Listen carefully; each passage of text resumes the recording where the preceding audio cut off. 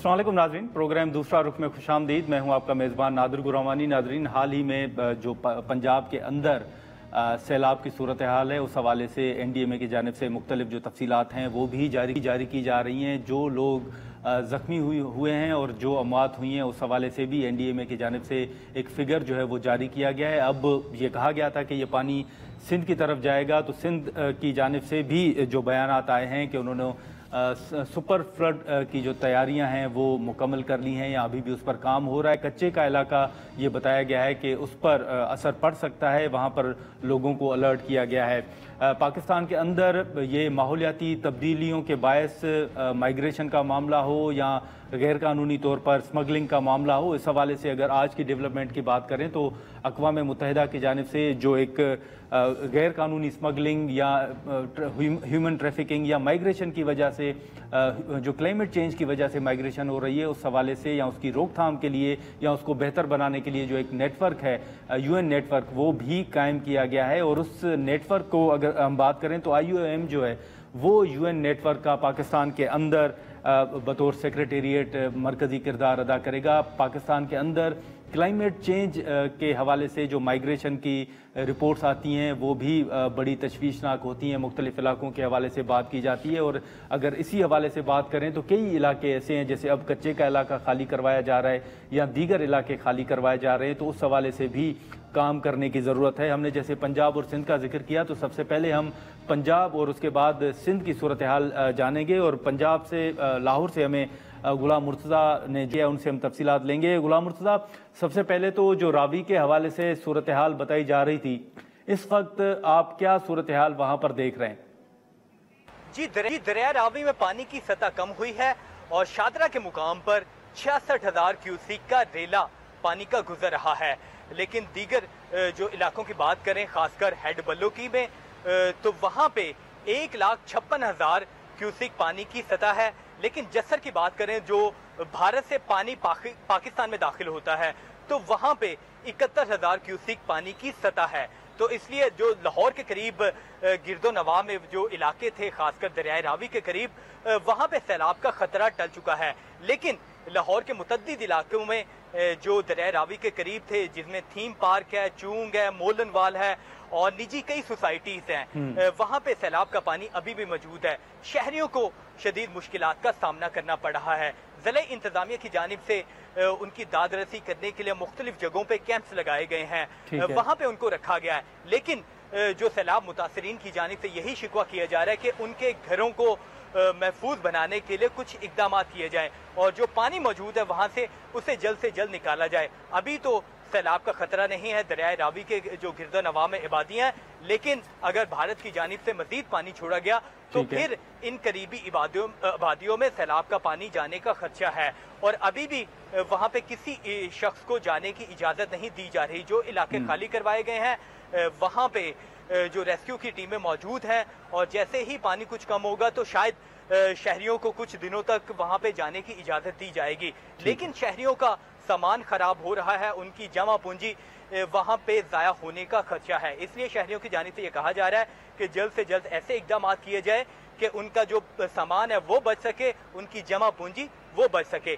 लेकिन अभी दरियाए रावी में मामूल के मुताबिक पानी बह रहा है और पानी की जो सतह है, खासकर शादरा के मुकाम पर, वो 66,000 क्यूसिक है। ठीक है, बहुत शुक्रिया गुलाम मुर्तज़ा आपका। नाज़रीन, अब जो सखर के हवाले से या ओवरऑल सिंध के हवाले से बात की जा रही है, जैसे कहा भी गया कि अब पंजाब से सारा पानी जो है वो सिंध की तरफ जाएगा, तो सिंध में इस वक्त क्या सूरत हाल है? सखर से अब्दुल्ला शेख साहब हमारे साथ मौजूद हैं, उनसे तफसीलात जानेंगे।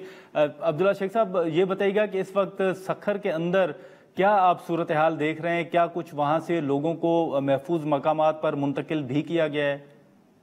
जी, इस वक्त सिंध के तीनों बैराजों पर जो है निचले दर्जे की सैलाबी सूरत हाल है और गुज़िश्ता 24 घंटों के दौरान जो है तीनों बैराजों पर जो है पानी की सतह में कमी वाक़ हुई है। और महकमा आपाशी का कहना है कि आने वाले चंद घंटों में जो है पानी की सतह जो मज़ीद बुलंद होगी। ताहम सिंध में जो है बड़ा सैलाबी रेला जो है 6 से 7 सितंबर के दरमियान जो है वो सिंध में दाखिल होगा। इस वक्त जो है ये सैलाबी रेला तरीमू के मुकाम पर से गुजर रहा है और उसके बाद ये 3 दिन लगाएगा पंजनद पहुँचने पर। पंजनद के बाद जो है गुड्डू बैराज पहुँचने पर 3 दिन लगाएगा। इस तरह जो है 6 से 7 सितंबर के दौरान जो है ये सैलाबी रेला जो है सिंध में दाखिल होगा और सैलाबी रेले से निपटने के लिए हुकूमत सिंध और सखर यहाँ की इंतज़ामिया की जानिब से जो है इंतजाम किए जा रहे हैं। गुज़िश्ता रोज़ भी वज़ीर आला सिंध सैयद मुराद अली शाह ने जो है गुड्डू बैराज और सखर बैराज का दौरा किया और उसके हसास मकामाती हिफाजती बंद जो है वहाँ का भी दौरा किया और वहाँ पर जो है आपाची हुकाम से ब्रीफिंग ली। उन्होंने जो है तमाम इंतजाम पर जो है इत्मीनान का इजहार किया था। ताम आज भी उन्होंने जो है इस हवाले से प्रेस कॉन्फ्रेंस की जिसमें बताया कि 9 से 11 लाख तक का जो है सैलाबी रेला जो है सिंध में दाखिल होगा, जिससे निपटने के लिए सिंध हुकूमत ने अपने तमाम इंतजाम कर लिए हैं। इसी तरह जो मैं सखर डिवीज़न की बात करूं तो आज सखर डिवीज़न में भी एक आला सतही इजलास हुआ है जिसकी सदारत कमिश्नर सखर सलीम आबिद कुरैशी ने की है, जबकि इस मीटिंग में जो है डिस्ट्रिक्ट काउंसिल के चेयरमैन सैयद कुमैल हैदर शाह, मेयर सखर अरसलान शेख व दीगर हुकाम ने शिरकत की है।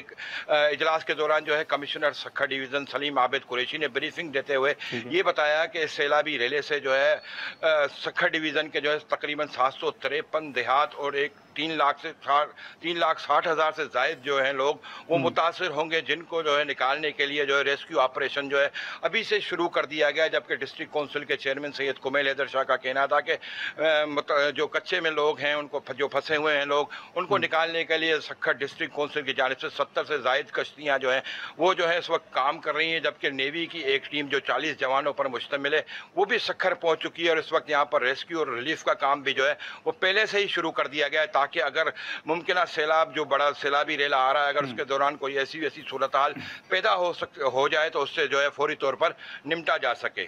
चलिए अब्दुल्ला शेख साहब, बहुत शुक्रिया। नाज़रीन, जो लाहौर के अंदर और सखर के अंदर की सूरत हाल है वो हमने आपके सामने रखी।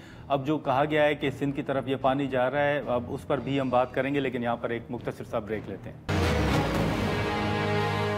प्रोग्राम में एक बार फिर खुशामदीद। नाज़रीन, अब जो सैलाब के हवाले से यहाँ जो रावी के अंदर सूरत हाल बनी उसके बाद पंजाब की जानिब से ये कहा गया कि ये सारा पानी सिंध की तरफ जाएगा और सिंध ने भी कहा था कि 2 सितंबर तक ये जो पानी है वो सिंध के अंदर पहुंच जाएगा। लेकिन अब क्या सूरत हाल है और सिंध हुकूमत ने किस हद तक तैयारियां जो हैं वो मुकम्मल कर ली हैं? वज़ीर आपाशी सिंध जाम खान शोरो साहब हमारे साथ मौजूद हैं, उनसे गुफ्तगू करेंगे।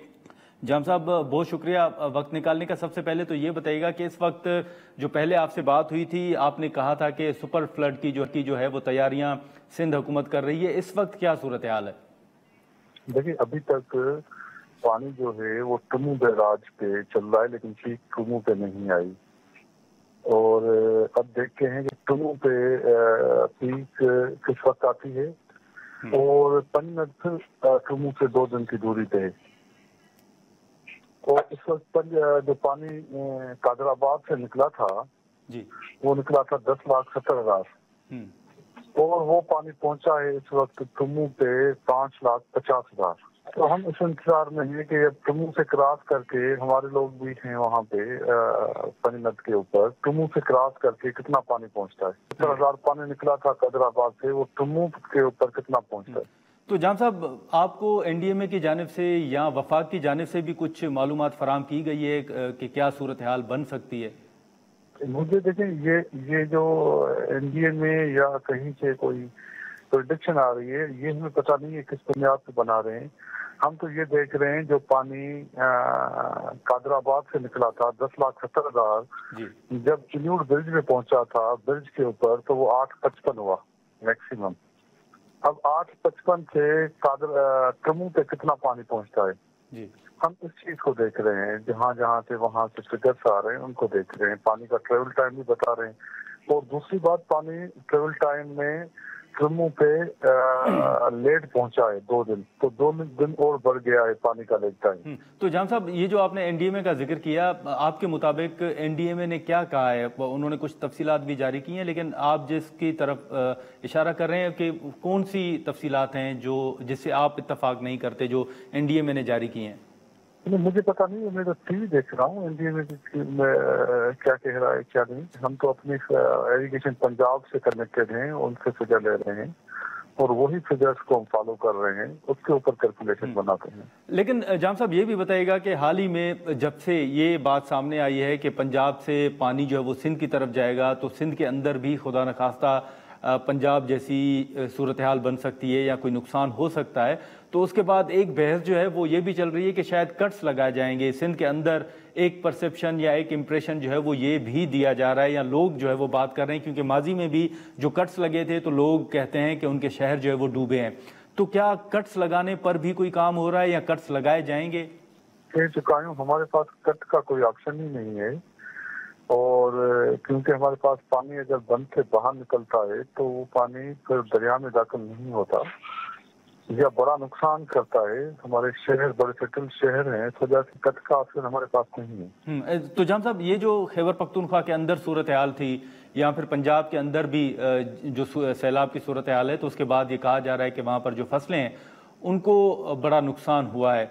सिंध के अंदर क्या आपके इल्म में है अभी तक के कितना नुकसान हुआ है फसल को? देखिए, कच्चा तो पूरा डिस्टर्ब होगा, पूरा कच्चे का एरिया अगर तो पानी इतना बड़ा आता है तो कच्चे का वाला एरिया पूरा डिस्टर्ब होगा। हाँ, लेकिन जाम साहब बाकी इलाके भी तो कहे जा रहे हैं ना, जैसे खैरपुर हो गए या दीगर इलाके जो दरिया के करीब के इलाके हैं, उनको भी आपकी नज़र में नुकसान पहुंच सकता है खुदा न खास्ता अगर पानी की सतह में इजाफा होता है तो आप सबकी बात करें कि बंद से बाहर पानी की मैं बात ही नहीं कर रहा, जिसकी बेवजह से आप कह रहे हैं बंद टूट जाएं और तोड़ के शहरों में पानी भेज दें, ये हमारे पास ऑप्शन नहीं है ना। लेकिन जाम साहब चले, ये आपके पास ऑप्शन नहीं है कि वो कट्स लगाए जाएं, लेकिन ओवरऑल जो अभी तक आपने काम किया है, क्या इस हवाले से भी काम हुआ है कि सिंध के अंदर अगर पानी की सतह में इजाफा होता है जिसका खदशा एक जाहिर किया जा रहा है, तो कौन से इलाके हैं जो हसास हैं? अब हम ये कह रहे हैं कि पानी पंचगढ़ में पहुंच रहे थे ना, 3 दिन का टाइम है, 2 दिन का टाइम है पंचगढ़, और पंचगढ़ के बाद 2 दिन हमारे पास, पंचगढ़ डिसाइड करेगा बहुत सारी चीजें। तो वहां पर जैसे आपने कच्चे के इलाके का जिक्र किया था जाम साहब, तो क्या वो इलाके जिनकी अगर आपने निशानदेही की है तो क्या वहां से फिर लोगों को महफूज मकामात पर मुंतकिल करने का सिलसिला भी शुरू किया गया है? कच्चे के लोगों को हाई अलर्ट करके उनको कहा गया है कि पानी तो आ रहा है और आप के लिए रिलीफ कैंप पे मुख्तस की गई हैं और आप बाहर आ जाए। लेकिन अगेन कच्चे के लोगों को एक्सपीरियंस हैं, वो चाह रहे हैं कि पंचगढ़ में पानी पहुंचे तो फिर हम उस हिसाब से तैयारी करें। फिर 10 लाख आ रहा है, 7 लाख आ रहा है, 5 और 7 के बीच में आ रहा है, कितना पानी आ रहा है वो उस हिसाब से तैयारी करेंगे। लेकिन जाम साहब ये भी कहा जा रहा है कि सिंध के अंदर जो है वो कुछ लोग डूबे हैं और वो जांबक हुए हैं, कोई इस तरह की इतलात भी हैं, रिपोर्ट्स हैं इस तरह की? कहीं पे लोग डूबे हों कच्चे के अंदर या कहीं पे, उसके लिए मैं कुछ नहीं कह सकता। हाँ। लेकिन पानी दरिया में है, अभी भी चल रहा है पानी दरिया में। तो आपकी तैयारियां मुकम्मल हैं या अभी भी आप समझते हैं कि वफाक से भी आपको कुछ मदद दरकार होगी या वफाक से भी आप राब्ते में हैं? देखिए, बंदों के हवाले से हमने जो प्रिकॉशंस हैं बंदों के ऊपर SOP है वो मुकम्मल कर ली है, और यही मेरा है कि असल वॉल्यूम डिटरमिन तब होगा जब पानी पंचगढ़ में पहुंचेगा। खाली अंदाजे लगा रहे होंगे, अंदाजों के ऊपर लोगों को डरा रहे होंगे तो उसका फायदा नहीं है। तो आपको इस वक्त वफाक से मदद दरकार नहीं है? हाँ, अभी तक इस तरह का नहीं है कि हम, वरना वफाक भी दूर नहीं है हमसे। चलें, वफाक भी दूर नहीं है। जाम खान साहब बहुत शुक्रिया वक्त निकालने का। नाजरीन, वज़ीर आब सिंध की गुफ्तगू आपने सुनी, उन्होंने कहा कि अभी पानी जो है एक सतह पर आने दें तो उसके बाद ही इल्म होगा कि कितना पानी सिंध के अंदर दाखिल हो रहा है और इसी के साथ साथ कौन से इलाके हैं जिनको खुदा न खास्ता नुकसान पहुँच सकता है। लेकिन सिंध हुकूमत ने अपना काम जो है वो मुकम्मल कर लिया है, या अभी भी कुछ चीज़ें जो हैं वो उन पर काम हो रहा है, जैसे कच्चे के लोग हैं तो उनको अलर्ट कर दिया गया है। हम यहाँ पर एक मुख्तसर सा ब्रेक लेंगे और ब्रेक के बाद जो आज स्पीकर कौमी असम्बली ने पाकिस्तान तहरीक इंसाफ के इस्तीफ़ों के हवाले से बात की है और ओवरऑल जो PTI के मामलात हैं, जो मुज़ाकरात की एक बात है, उस पर गुफ्तगू करेंगे। प्रोग्राम में एक बार फिर खुशामदीद। नाज़रीन, जो इस वक्त बारिशों का एक सिलसिला जारी है, जो पंजाब की सूरत हाल थी या सिंध के हवाले से जो सूरत हाल थी वो हमने आपके सामने रखी। अब हाल ही में जो पाकिस्तान तहरीक इंसाफ ने कायमा कमेटियों से इस्तीफ़े देने का फ़ैसला किया था और इस्तीफ़े जमा भी करवाए, वो उस पर आज स्पीकर कौमी असम्बली ने ये वाज़ेह तौर पर कहा है कि ये इस्तीफ़े फ़ौरी तौर पर मंजूर नहीं किए जाएंगे। ये ऐसा मामला है जिस पर मुशावरत होगी और मुशावरत के साथ ही आगे बढ़ा जाएगा। हाल ही में हमने देखा कि जो बारिशें हुई या ख़ास तौर पर जो पंजाब के अंदर सूरत हाल थी उस पर ख्वाजा आसिफ साहब बड़े नाला नज़र आए। आज भी उन्होंने कौमी असम्बली के अंदर अपनी स्पीच की और जो वहाँ पर कब्ज़ों के हवाले से एक मामला था वो भी ऐवान के अंदर उन्होंने उठाया। लेकिन ओवरऑल जो मुज़ाकरात का एक मामला है, जो इस्तीफ़ों का मामला है, उस पर अब आगे कैसे बढ़ा जाएगा हम बात करेंगे। सेनेटर नासिर भट्ट साहब और सेनेटर हुमायूं मोहम्मद साहब हमारे साथ मौजूद हैं। बहुत शुक्रिया भट्ट साहब आपका, हुमायूं साहब बहुत शुक्रिया आपका। भट्ट साहब आपसे शुरू करेंगे। अब पहले तो जब ये खैबर पख्तूनख्वा के अंदर बारिशों का सिलसिला शुरू हुआ था तो पीटीआई ने भी कहा था कि इस पर सियासत नहीं की जाएगी। अब उसके बाद पंजाब के अंदर एक ऐसी सूरत हाल है, लेकिन हम ये देख रहे हैं कि इल्ज़ाम तराशी ज़रूर हो रही है कि पंजाब के अंदर जो मंसूबे थे उनकी मंजूरी शायद खान साहब ने दी थी, वो रूडा हो गया या दीगर मंसूबे हो गए। तो ये मामला आप किस तरह देख रहे हैं? ये दुरुस्त है कि वाकई इस वक्त जो सूरत हाल है उसकी जिम्मेदार पीटीआई है? बिस्मिल्लाहिर्रहमानिर्रहीम। सबसे पहले मैं कहूँगा कि ये जो बारिशों की एक आफत है, मैं कहता हूँ कि कहते हैं जी क्लाइमेट चेंज है, वो तो इस तरह हुआ है कि हमारे पाकिस्तान में कुछ ज़्यादा ही उसका असर नज़र आ रहा है। और कहते होते हैं कि कुछ हमारे शायद हमारी कौम कहते हैं ना जी कि कोई ऐसी चीज़ है अल्लाह ताला की तरफ से भी एक ये पानी से ज़्यादा आ रहा है कि हम आँखें खोलेंगे जिस तरफ हम जा रहे हैं ना जाएं। और कुछ ऐसी चीज़ें हैं जो हमने बिल्कुल की हुई हैं, हमें अपनी चीज़ों पे देखना चाहिए। ये रूडा वाली बात आपने की, वो सब ये बना था, लेकिन मैं समझता हूँ कि इस वक्त हमें ये सोचना चाहिए कि अपने लोगों की जानें बचाएं। जैसे अब मेरा ख्याल है पंजाब में काफ़ी मुश्किलात हुई, लेकिन अल्लाह का फजल है कि जानवर भी, इंसान तो चलो सबसे पहले उनकी काफ़ी हमने एक सुबह शाम रात दिन मरियम साहबा फील्ड में रही, अभी भी फील्ड में है।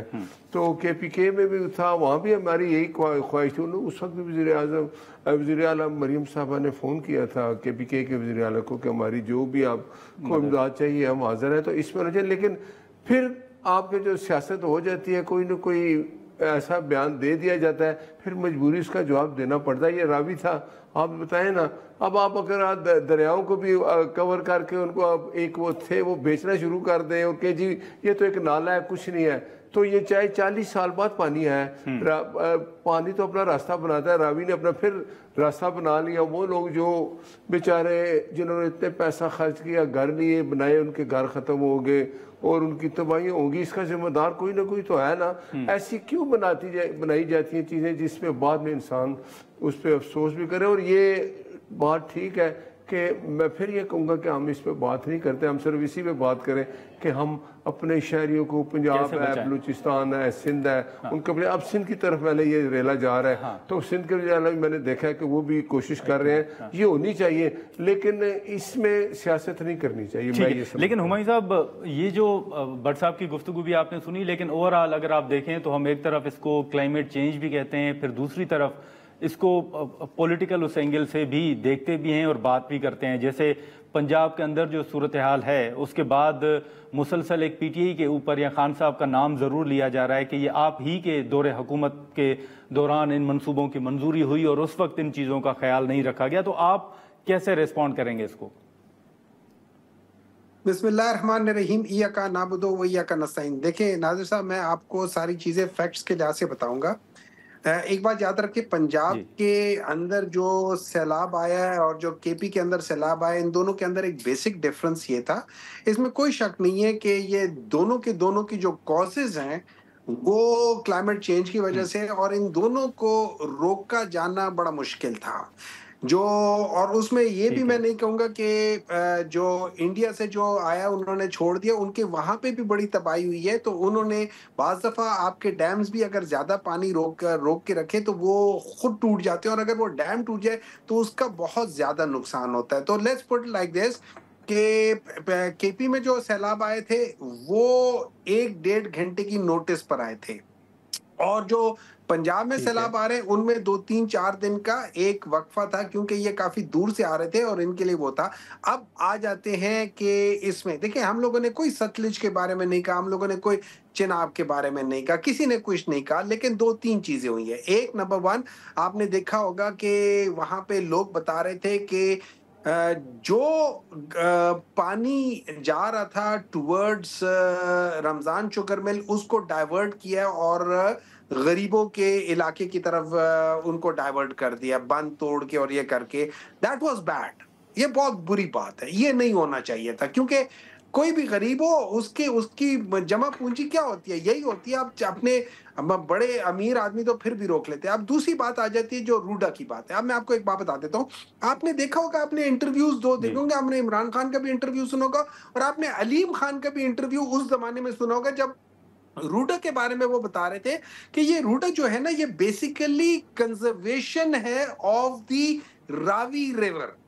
उसको कंजर्व करके उसमें दो चीजें करनी थी, एक वहां पे झील बनाना था और उसके आगे बैराज बनाना था। और इससे उन्होंने कहा था कि रावी के इर्द गिर्द जो था ना, उसकी हाइट उठानी थी। ये याद रखें, इस वक्त जितनी भी आफत आई है वो बैंक से बाहर नहीं गई। मतलब जो रावी का जो हद है, जो रिवर बैंक है, ठीक है, जो किनारे हैं, पानी उससे बाहर नहीं गया, लेकिन जो रावी का बेड है जिस पे रावी बहता था, वो अपने उसी पर बहा है। अब ये याद रखें, इमरान खान ने साहब कहा था कि अलीम खान साहब ने तकरीबन 300 एकड़ जमीन रावी बेड पर ली थी और उसको वो क्या कहते हैं, रेगुलराइज करना चाहते थे, जिसको उन्होंने नहीं किया। और यही वजह, ये उन चंद वजूहात में से थी जिस पे हमारे रास्ते जुदा हुए थे। आज जितना भी वो पानी आया है वो उसी रिवर बेड पर आया है। तो ये चीज एक है। और एक बात याद रखें, 24 मार्च 2024 या 15 मार्च 2024 को इसको रेगुलराइज किया। मींस कि इलीगल चीज को लीगल करने के लिए आपको एनओसी देना पड़ता है। तो ये मार्च 2024 में पिछले साल हुआ है। फौरन जो ही एक चीफ मिनिस्टर साहब नए नए बने, उन्होंने लोगों को ये करके दिया। तो इसके ऊपर ये, अब आ जाते हैं रूडा की तरफ। रूडा बेसिकली एक शहर आबाद करना था, उसमें मैन मेड फॉरेस्ट भी था, उसमें पानी को रिचार्ज भी करना था, उसमें रावी को प्रिजर्व भी करना था, उसमें जो गंदा पानी रावी के अंदर जाता है उसको भी ट्रीटमेंट प्लांट्स करने थे, और उसमें शहर नहीं आबाद करना था, या उसमें रावी के बेड के ऊपर कुछ नहीं करना था। और ये बात ठीक है, अलीम खान ने तस्लीम किया हुआ है। सो इसमें पॉलिटिक्स की बात नहीं है सर, ये पॉलिटिक्स नहीं हो रही, ये गलतियों की तायनाती हो रही है कि किसने कहा क्या गलत किया है। इसका ताल्लुक पॉलिटिक्स से क्या गलत किया, ठीक है। लेकिन भट्ट साहब, अब वो कह रहे हैं कि पिछले साल ही इसकी मंजूरी हुई है। देखिए मयूर साहब कितने सादे आदमी है।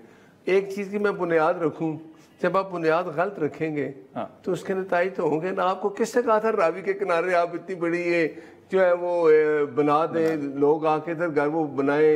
आपने क्यों ये काम किया? आपने ये काम करना ही नहीं था। आपने एक चीज ऐसी रख दी, रूडा बना दिया। इन्होंने बनाया था कि जी ये प्रिजर्व करके पानी रखेंगे, गंदा पानी इधर जाएगा। वो इक़दामात की तरह गंदा पानी का एक ही पानी है सबको लेके। और वो देखे ना, जो आपने ये इतनी बड़ी एक बना दी कि जी कंस्ट्रक्शन हो रही है, लोगों के घर बने, लोगों ने बेचारों ने कैश पैसे दे के घर बनाए, खूबसूरत घर बनाए।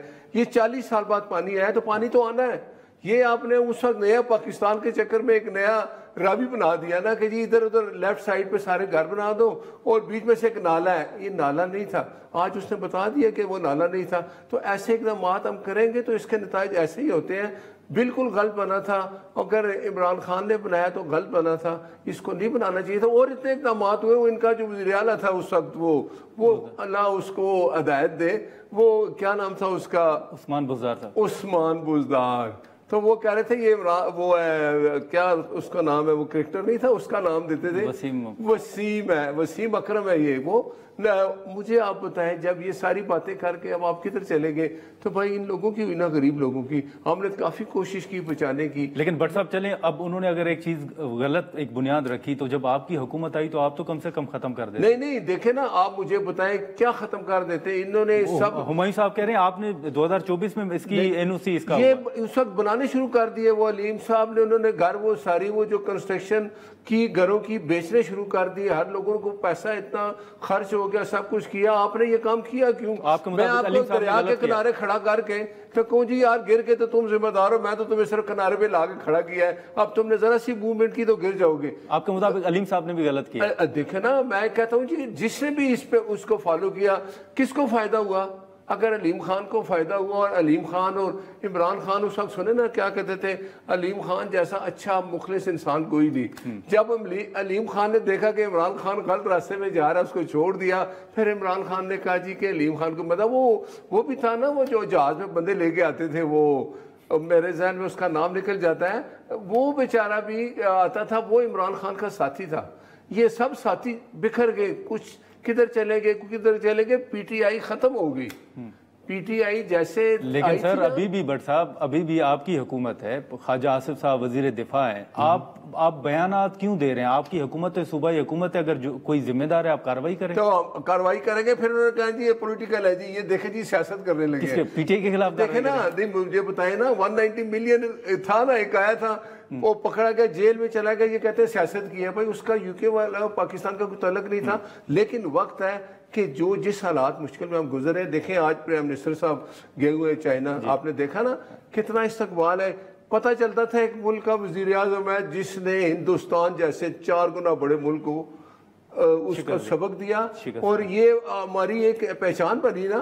तो वक्त है कि हम सब इकट्ठे होके अपने पाकिस्तान को बेहतरी तरफ लेके जाएं, ये चीजें खत्म कर दें। अब मैं हुमायूं साहब से कहूँगा, पता नहीं वो बाकी तो इस्तीफे दे रहे हैं, ये नहीं देने चाहिए, इनको सबक ले लेना चाहिए था। जब पंजाब और KPK में इन्होंने असम्बलियाँ तोड़ी थी तो क्या हुआ, तो मैंने कहा शायद सबक सीख जाए। अगर फिर अभी आज स्पीकर साहब ने बड़ी अच्छी बात की, देखें जमहूरियत है, क्योंकि पहले भी याद है ना इस्तीफे दे के फिर उन्होंने कहा जी वापस कर ले, तो उन्होंने कहा इतनी जल्दी हम आपके इस्तीफे मंजूर नहीं करते, मशवरा कर ले, हम आपको राजी करेंगे कि ये काम ना करें। नाज़रीन, यहाँ पर एक मुख्तसर सा ब्रेक लेते हैं और ब्रेक के बाद यहीं से गुफ्तगू को आगे बढ़ाते हैं। प्रोग्राम में एक बार फिर खुशामदीद। हुमायूं साहब, अब ये अलीम साहब के हवाले से तो उन्होंने बात की, लेकिन साथ ही इन्होंने इस्तीफों के हवाले से भी बात की है। क्या सेनेट के अंदर भी जो स्टैंडिंग कमेटीज है वहां से भी पीटीआई इस्तीफे देने जा रही है? सर देखिए, सबसे पहले तो मैं 1-2 बातें बता देना चाहता हूँ जो अभी इन्होंने बात की है। भट्ट साहब ने सिवाय गलत बयानी और झूठ के और कुछ नहीं कहा। ठीक है, मैं आपको एक बात बता देता हूँ, इसमें कोई शक नहीं कि बारिश की वजह से जो टोरेंशियल रेन आया ना, उसकी वजह से ये बहुत ज्यादा हुआ था। लेकिन दोबारा मैं बता देता हूँ, वो इमरान खान वैसे ही तो नहीं कहता ना कि एक तो अनपढ़ है, ऊपर से कोशिश भी नहीं करते। मैं दोबारा बताना चाहता हूँ, रूडा जो है ना, वो सुन ले, मैं उस स्लिप ऑफ टंग की बात नहीं कर रहा हूँ, मैं फैक्ट्स की बात कर रहा हूँ। जो रावी, जो अर्बन डेवलपमेंट अथॉरिटी जो बनी थी, वो रावी के बैंक से 35 किलोमीटर। सबर कर ले, थोड़ी देर सबर कर ले, हाथ हौला रखे, सबर कर चले। हुमायूं साहब, आप इमरान खान के देखें ना, आप ऐसी बात करते हैं, आपको अकल वाली की बात आपके दिमाग से गुजरी नहीं। किसने शुरू किया ये? सर हुमायूं साहब किसने शुरू किया? हुमायूं साहब बात कर लें। जी हुमायूं साहब आप बात कर लें। हुमायूं साहब, भट्ट साहब, आप एक दफा समझने की कोशिश करें, थोड़ी सी अक्ल जो अल्लाह ताला ने दी है उसको इस्तेमाल करें। ये आप देखें, आप है ब्यूटिशियन, मैं हूँ पॉलिटिशियन, आप में और मेरे में फर्क है। आप ना इमरान खान के बाद से ठीक है। सर हुमायूं साहब, भट्ट साहब नहीं, हुमायूं साहब समझ होनी चाहिए उनको। हुमायूं साहब, मैंने बात की सर, हुमायूं साहब को, हुमायूं साहब भी तो उनको जवाब देते हैं। ये जो रूडा वाला काम है ना, ये इमरान खान ने किया, उसने ये स्टार्टिंग की। जब आप गलत करें तो उसका जवाब देने के आपने गलत किया। आपका पॉइंट आ गया सर। अगर हुमायूं साहब को आप बात करने दे। जी हुमायूं साहब, आप बात मुकम्मल करें। ये इनको बहुत बोलने का शौक है। इनको कहें कि हल्फन कहें कि मैं अल्लाह ताला को हाजिर नाजिर जान करके कहता हूँ कि ये जो रूडा था वो रावी बेड के लिए था, रावी के बैंक से बाहर नहीं था। अगर ये कह देते और ये भी हल्फन कह दे कि ये जो कि ये रूडा जो बना किसने बनाया? इमरान खान ने बनाया। एक मिनट है जना, आप मुझे बोलने दे, इसमें जाके हम बना लेंगे, बीच में लाना रहेगा। जी भट्ट साहब, हुमायूं साहब को बोलने दे। हुमायूं साहब अपनी बात हाजिर नाजिर, मैं अल्लाह ताला को हाजिर नाजिर जान करके कहता हूँ कि रूडा इमरान खान के टाइम पे बना। मैं अल्लाह ताला को हाजिर नाजिर जान करके कहता हूँ, रूडा जो बना था वो रावी के जो बैंक्स हैं उस पे 35 किलोमीटर, 30 से 35 किलोमीटर में एक पूरा शहर आबाद होना था, जिसका ताल्लुक रावी के बेड से नहीं है। रावी के बेड में जितने भी जो इलीगल सोसाइटीज थी, इमरान खान ने उनमें से किसी को भी एक्नॉलेज नहीं किया और उनमें किसी को एनओसी नहीं दिया। मैं अल्लाह को हाजिर नाजिर जान करके कहता हूं कि उसमें जो हमारी लड़ाई हुई थी अलीम खान के साथ इसी बात पे हुई थी कि वो ये 300 एकड़ की जमीन के लिए वो चाह रहा था कि उसको एनओसी मिल जाए, और मैं अल्लाह ताला को हाजिर नाजिर जान करके कहता हूं कि ये मार्च 2024 में इनको एनओसी मिली थी, जो कि मरियम नवाज के गवर्नमेंट में थी, और ये रावी बेड के अंदर हुआ है। और जो रूडा था वो रावी बेड नहीं है, वो रावी जो बैंक्स है उनके साथ था, उसका इससे कोई ताल्लुक नहीं था। और ये इसलिए हो रहा था कि इसको उसमें रावी को प्रिजर्व करना था, रावी का जो बेड था उसको प्रिजर्व करना था, उसमें झील बननी थी, उसमें बैराज बनना था, वो सारी चीजें रावी को प्रिजर्व करने के लिए थी, क्योंकि यही चीज हो रही थी। और रावी साहब को ले गया, आप झील को रो रहे हैं, अब रावी बेचारे लोगों की जाने ले गया, जानवर ले गया, घर ले गया, सामान ले गया। लेकिन सर हुमायूं साहब तो कह रहे हैं आप लोगों ने एनओसी दिया है। हमने कितने, देखिए मेरी बात सुने, मुझे अगर ये कह रहे हैं हमने 2024 में ये एनओसी दिया, ये कह रहे हैं ये रूडा स्टार्टिंग किसने की, इसको पाए तकमील तक पहुंचाने में किसने स्टार्टिंग की? आपने बुनियाद गलत रखी, तो उसका क्या इलाज, क्या उसका हल होता है? तस्वीरें खिंचवाने से फुर्सत मिले तो आप ये काम करें ना। आप लोग बनाने वाले हैं, आप लोग एक बात याद रखें, पंजाब में जितना काम होता है ना, यहाँ पे नहीं हो सकता, नहीं हो सकता। अगर आप करते तो आपका भी नाम होता, आप भी जाके तस्वीरें बनाते। जो बंदा काम करता है ना वो बताता है कि मैंने काम किया है। जी हुमायूं साहब, अब ये जो इस्तीफों के हवाले से बात की है भट्ट साहब ने, क्या जो स्पीकर साहब ने भी बात की है कि ये फौरी तौर पर मंजूर नहीं होंगे, तो आप समझते हैं कि पीटीआई रिकंसीडर कर सकती है अपने फैसले पर? हमेशा किया, आप भी करेंगे। नादिर साहब, इस तरह है कि एक बात याद रखें, मैं एक कॉन्सेप्ट होता है, जैसे अभी पहले भी बात हुई थी कि इन्होंने सबक हासिल नहीं किया 2023 से या 22-23 से, कि जब इन्होंने दो जो सूबाई हुकूमत है उनसे रिजाइन दिया। अब ये याद रखें, पाकिस्तान का आइन ये कहता है कि अगर कोई भी जो असेंबली है वो डिसॉल्व होती है तो आर्टिकल 224 के तहत 90 दिन के अंदर अंदर इलेक्शन होना चाहिए। लेकिन अगर आइन की पासदारी ना हो, आइन को तोड़ा जाए, तो फिर ना आपके पास कोई हल है ना मेरे पास कोई हल है। जब आइन की जो रखवाले हैं वही आइन को तोड़ना शुरू कर दे, तो फिर ना आपके पास कोई हल है ना मेरे पास है। अब आ जाती है बात जो 26वीं तरामीम जिस तरीके से हुई है, एक भी कमेटी के अंदर, किसी भी कमेटी के अंदर, किसी भी हाउस के अंदर, नॉट इवन फॉर 30 सेकेंड्स उसके ऊपर कोई डिस्कशन हुई है। मुझे बात बताएं, इस किस्म के जो कमेटी है उसमें बैठने का क्या फायदा है? अगर हम लोगों ने इसी किस्म के आइन पास करने, देखें। जी सर मैं भट्ट साहब की राय ले लूं। भट्ट साहब, आप तो शुरू में कह रहे थे कि अगर पीटीआई के लोग इस्तीफा देते हैं तो कोई मसला नहीं है, हुकूमत के ऊपर कोई प्रेशर नहीं आएगा, लेकिन आज जो स्पीकर साहब बात कर रहे हैं कि हम लोग मंजूर नहीं करेंगे, इस पर मुशावरत होगी, तो क्या आप समझते हैं कि जो पीटीआई की स्ट्रेटजी है उससे हुकूमत के ऊपर कोई प्रेशर पड़ रहा है? नहीं, प्लीज देखिए, ये दो डिफरेंट चीज़ें जी। ये एक माजी में ये कर चुके हैं, उसके बाद आपको पता है स्पीकर साहब के पास जाते थे, नहीं हमारा इस्तीफा वापस करो। मुराद ये है कि इंसान सीखता है, ये सीख नहीं रहे, ये फिर वही कर रहे हैं। तो स्पीकर साहब ने तो देखे ना, एज ए कस्टोडियन उन्होंने कहा कि यार आप जो गलती कर रहे हैं मैं आपको समझाऊंगा कि ये काम ना करें। पहले भी आप करके क्या हासिल कर चुके हैं। फिर वो परवेज लाई की बात याद है ना, उसने कहा अगर फवाद चौधरी पहले जेल में चला जाता तो कम से कम पंजाब असेंबली ना टूटती। तो बात यह है कि अगर इनका रवैया यही है, जमहूरियत में यही होता है कि अगर कोई बंदा गलती करता है तो उसको बंदा समझाता है, बताता है। हमारे ऊपर कोई दबाव वाली बात है ही नहीं। लेकिन हम इनको कहते हैं कि जमहूरियत की आप बातें करते हैं तो जमहूरियत को मजबूत करने के लिए आप आगे चलें, या ये इस्तीफे दोबारा आप दोहराएंगे तो क्या होगा, फिर वहाँ इलेक्शन हो जाएंगे, फिर आपने रोना कि हमारे पास है ही कुछ नहीं। तो बात यह है कि इस मुल्क को हमने, अगर आप एक डिफ़ॉल्ट की तरफ ले गए थे, वापस आए, इतनी कहते हैं मुश्किलें गुजर गई, अब एक अच्छा वक्त आ रहा है, तो हमें चाहिए कि हमारे पास जितना टाइम है उसके लिए जो अपोजिशन अपना किरदार अदा करे, हुकूमत अपना किरदार अदा करे। मुल्क की जैसे हिंदुस्तान और पाकिस्तान की जंग हुई, कौम सब इकट्ठी हो गई, अपनी अफवाज के साथ खड़ी हुई, दुनिया में कामयाबी हुई, लोगों ने देखा पाकिस्तानी फौज ने कामयाबी की, क्यों कि हम अपनी फौज के साथ खड़े थे। कोई भी काम ऐसा होता है। अब ये जिस रास्ते पे चल रहे हैं, ये कहते हैं जी वो इमरान खान कहता है ना, वो इनकी एक मैंने कहती है, अल्लाह माफ़ करे कि इमरान नहीं तो पाकिस्तान नहीं। तो इनको इस रवैये को चेंज करना चाहिए, हमारी सिर्फ इनसे ये रिक्वेस्ट है। तो हुमायूं साहब, अब जो पाकिस्तान के अंदर सियासी इस्तेकाम की बात हो रही है या ओवरऑल अगर आप देखें, जो अभी भट्ट साहब ने भी जिक्र किया कि प्राइम मिनिस्टर साहब चाइना गए हुए हैं SCO की मीटिंग में, और वहाँ पर जो मुलाकातें हो रही हैं, ओवरऑल अगर आप देख लें तो आप समझते हैं कि ये एक सिफारती सतह पर पाकिस्तान की कामयाबी भी है, और पाकिस्तान के अंदर भी हमें कोई आगे बढ़ना चाहिए, सियासी इस्तेकाम की तरफ बढ़ना चाहिए? देखिए, इस तरह है कि सियासी इस्तेकाम पाकिस्तान में उस वक्त तक नहीं आएगा जब तक इमरान खान को और पाकिस्तान तहरीक इंसाफ को इक्वेशन में नहीं लाएंगे। ये सबसे बड़ी जमात है, वो सबसे पॉपुलर लीडर है, जिसकी सबसे ज्यादा फॉलोइंग है।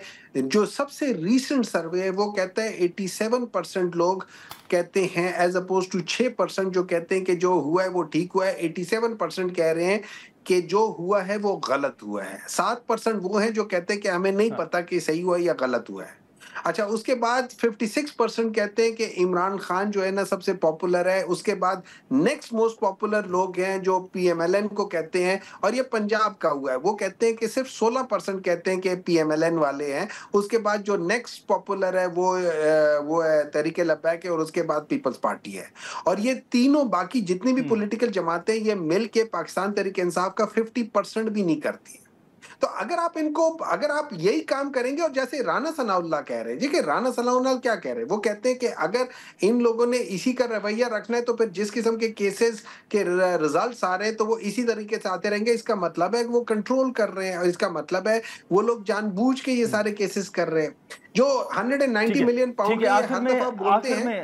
आखिर में हुमायूं साहब, माजरत आपकी बात काट रहा हूँ, आखिर में सर इतना अगर बता दें कि आप कह तो रहे हैं कि जब तक खान साहब को रिहा नहीं किया जाएगा तो वो तो हुकूमत कहती है कि वो अदालतों का मामला है। दूसरी बात, आपकी नजर में कौन सा रास्ता है कि आगे बढ़ा जा सकता है? फिर आखिरी सवाल होगा सर। देखिए, मैंने या पाकिस्तान तहरीक इंसाफ ने कभी ये नहीं कहा कि आप लोग उनको रिहा करो। इमरान खान ने खुद भी नहीं कहा, उन्होंने कहा कि सिर्फ और सिर्फ एक चीज है कि हमारे जो फैसले हैं वो मेरिट पर हो जाएं। इस किस्म के फैसले ना हो कि जहां पे जो आपको गवाह है वो पलंग के नीचे पता नहीं किस किस चीज के नीचे छुपा हुआ, और या फिर उसको एक कोर्ट कहती है कि ये झूठे हैं, और जिस कोर्ट ने उनको उनकी बात मानी है उस कोर्ट ने उनकी आधी बात मानी, आधी बात नहीं मानी। आधी बात पे कहा है कि ये 3-4 लोग वहां पे नहीं थे और ये 6-7 लोग थे, तो इसका मतलब है ये याद रखे, अगर मेरी गवाही में आधी चीजें गलत है तो फिर पूरी चीजें गलत होती हैं। ठीक है हुमायूं साहब, ठीक है। बट साहब, आखिर में सर इतना बताइएगा कि आपने SCO का भी जिक्र किया, सिफारती सतह पर जितनी कामयाबी मिली है उसका जिक्र भी हो रहा है, लेकिन पाकिस्तान के अंदर भी सियासी इस्तेकाम के लिए आप समझते हैं कि हुकूमत संजीदा है, पेशकश होती है, लेकिन PTI कहती है कि आप माहौल नहीं बना रहे, मुज़ाकरात की बात करते हैं, फिर गिरफ्तारियां शुरू हो जाती हैं। दूसरा, आप समझते हैं कि खान साहब को आने वाले दिनों में कोई रिलीफ मिलेगा, कोई बातचीत का आगाज देख रहे हैं?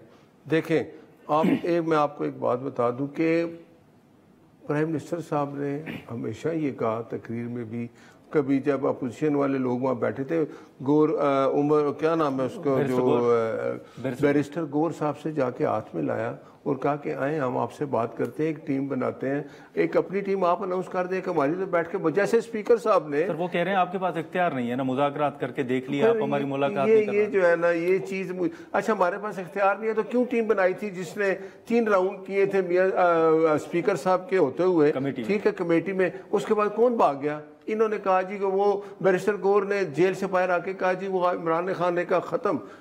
फिर भी हुकूमत बैठी रही कि भाई आप हमारे पास आए। मुझे एक बात बताएं, ये किससे बात करेंगे?